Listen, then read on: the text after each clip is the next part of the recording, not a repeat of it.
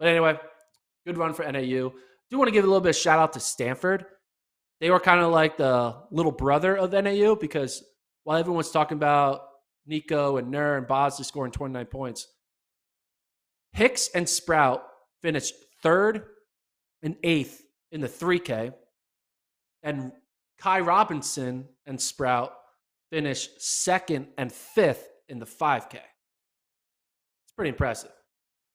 So Sprout finishing 8th and 5th, and then Hicks and Robinson finishing 3rd and 2nd.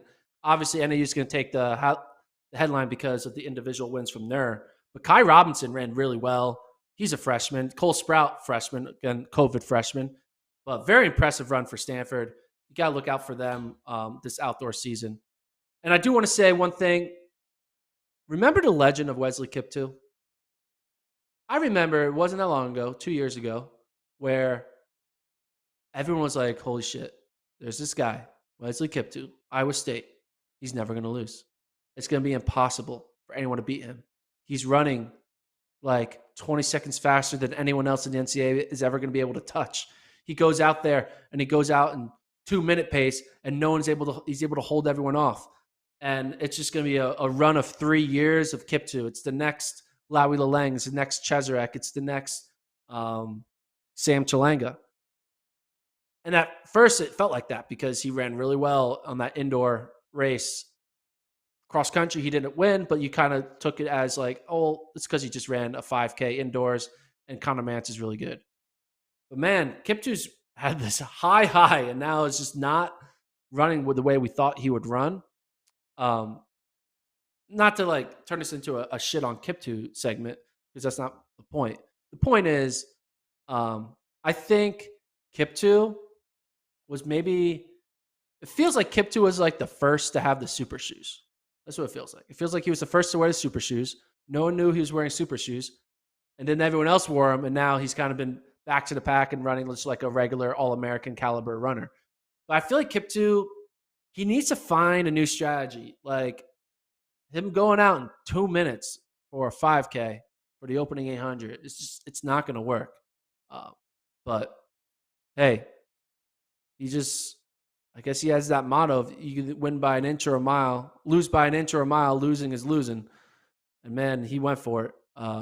He goes out in 2:01 and then slowly but surely falls off. But anyway, I just want to say, remember Kiptoo?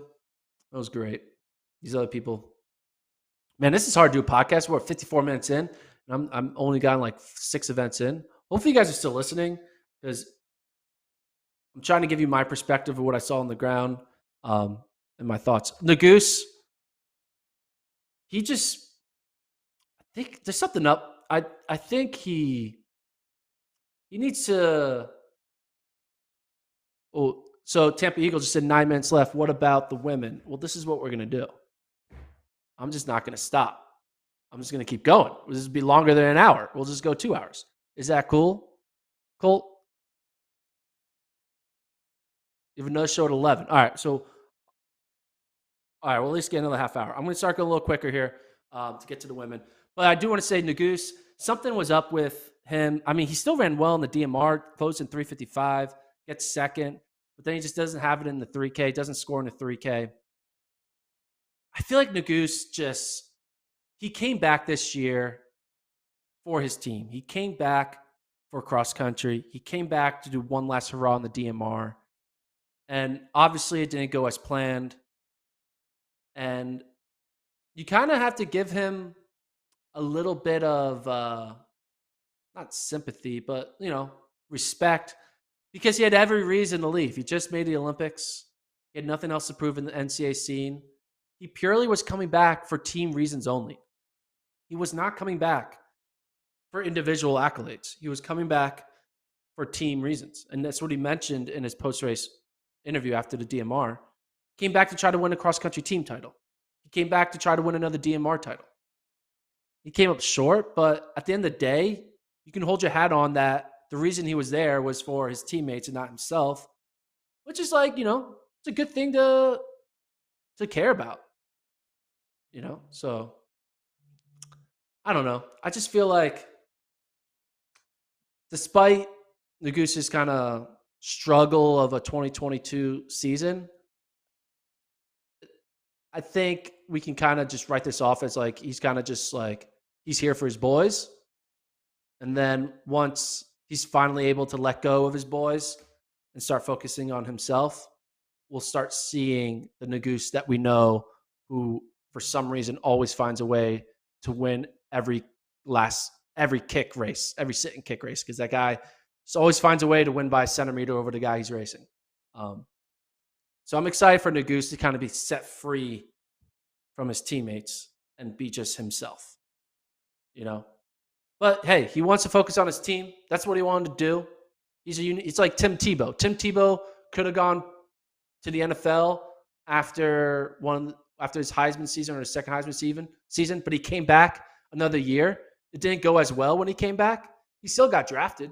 Now, Tim Tebow, maybe I shouldn't be comparing Nuguse to Tim Tebow because Tim Tebow turned out to be a horrible quarterback, and I don't think Nuguse is going to become a horrible runner.